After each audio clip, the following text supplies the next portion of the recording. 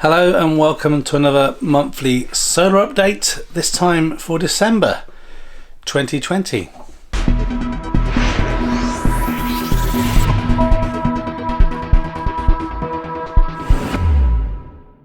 Hello, Happy New Year everyone. Hope you had a good Christmas and haven't set yourself too many unrealistic New Year's resolutions. It's that time of the month again where we talk about my UK solar stats. So before we go into all the details, I'll remind you of the setup that I have. So I'm based in the Worcestershire area of the West Midlands in the UK. I have a 9 kilowatt solar array, which are Pi-Mar panels. I have a 6 kilowatt solar edge inverter, and connected to that I have a MyEnergy Zappi for electric charging of vehicles, both direct from the grid and surplus. I also have a MyEnergy Eddy, which I use to heat hot water with surplus and also from the grid on timed. And I have a Tesla Powerwall 2, the non-backup gateway version. And when I do pull electricity from the grid, I am using Octopus Energy and I'm on their Go tariff. If you want to sign up with them, there's a link in the description. You will get £50 credit to your account, as will I if you use my link. So thanks very much in advance if you do that. And one thing I will talk about before we go into the whole kind of month of my solar stats is over the last year, I've had a little bit of a problem with my SMETS2 energy meter. It hasn't been reporting back properly to Octopus Energy, so it's taken them nearly 11 months to sort that out.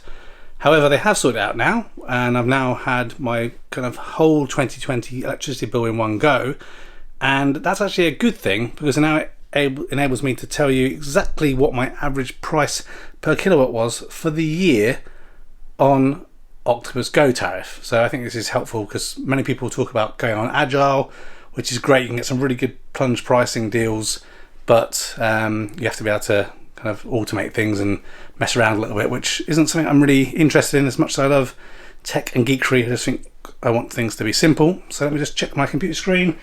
My total consumption across the year was 5,767.7 kilowatt hours, which is quite a lot for the year pulled from the grid. But the best thing about that was at a cost of 6.40 pence per kilowatt hour. That's absolutely amazing. So the Go tariff gives me electricity at 5 pence per kilowatt hour in between midnight and 4:30 in the morning. So as you can tell, nearly all of my electricity comes from off grid. I'm really only pulling from the grid just a little bit. So I think that's really good. So I hope that helps you perhaps make a bit more informed decisions if you decide to get the Octopus Go tariff or something like that. So we're going to pop over to the screen now and go through our December solar stats. Okay, so here we go. As per usual, the dog on cue is making a noise in the background as we try and get ready. So December 2020, closing out the year, and we had the system producing 195.06 kilowatt hours of solar energy. We were able to consume 97% of that, and we for some reason exported a very small amount, 3%, at 5.65 kilowatt hours.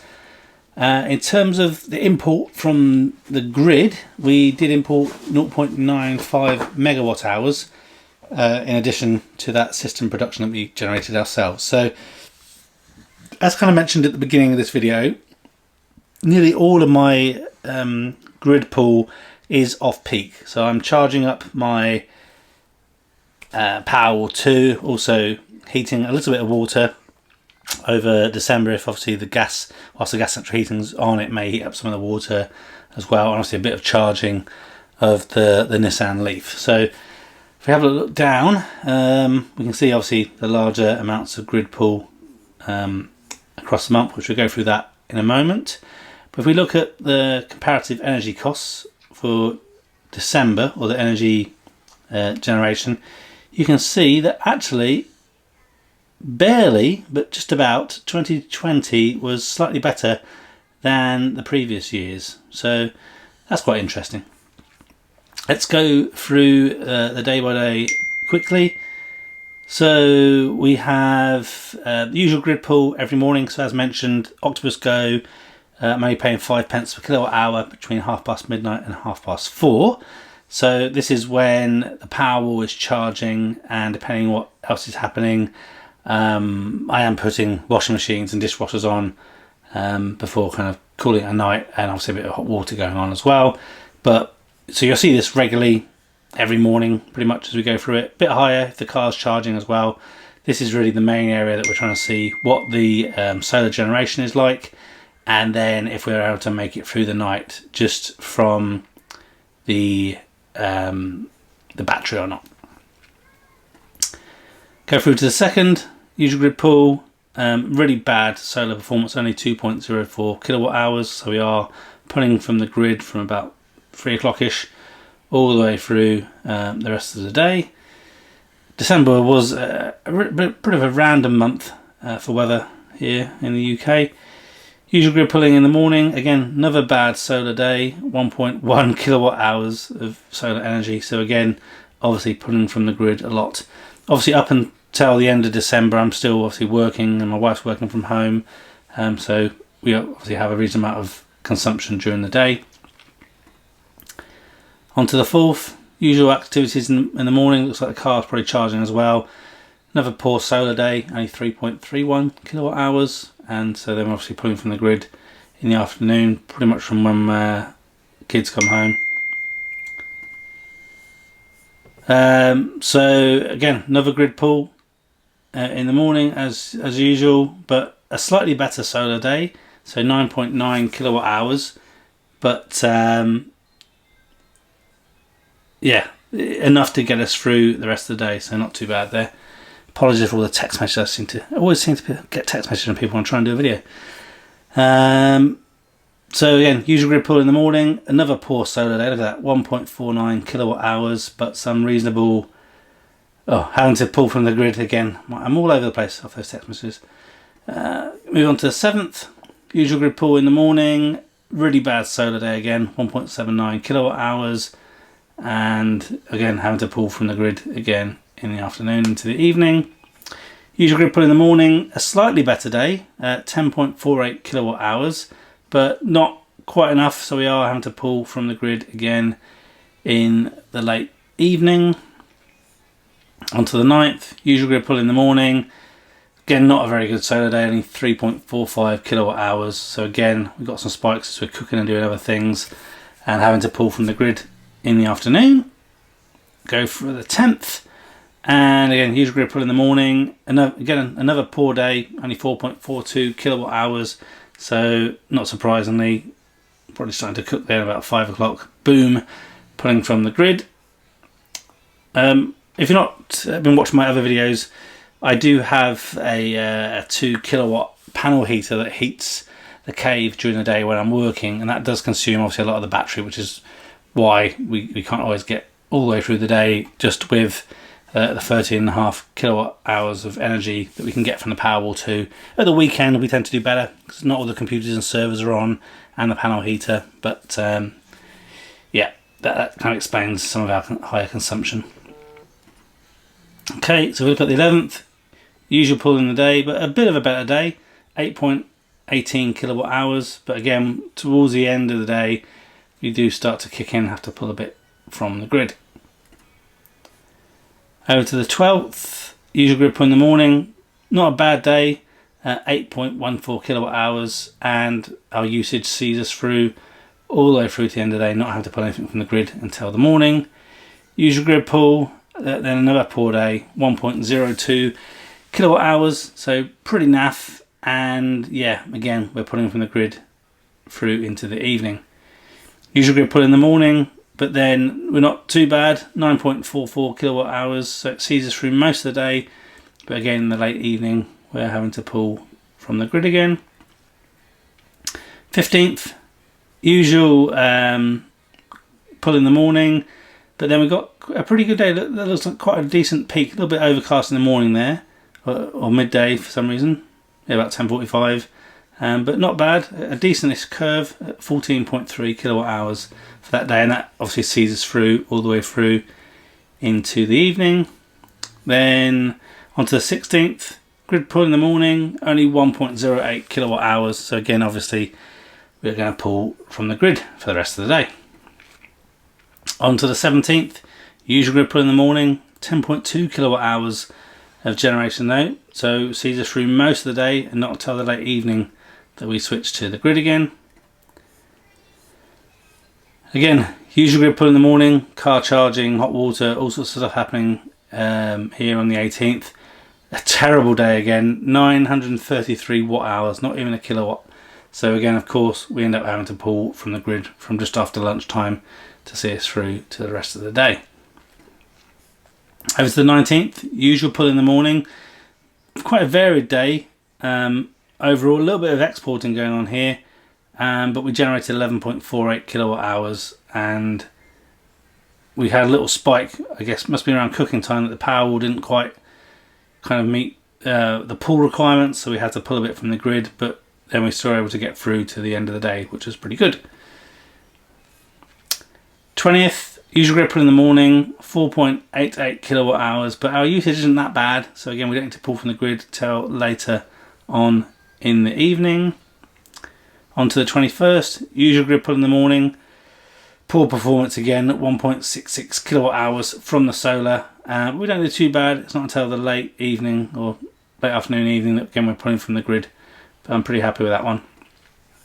On to 22nd, usual grid pull in the morning, poor day of 1.94 kilowatt hours, but again we're also not using too much electricity because it keeps us going pretty late into the evening until we have to pull from the grid again. On to the 23rd, usual bit of grid pull happening in the early hours of the morning. Another terrible day, 672 watt hours. So again, late afternoon, early evening, we're having to pull from the grid again, which I think isn't a surprise. On to the 24th, Christmas Eve, not actually a bad day.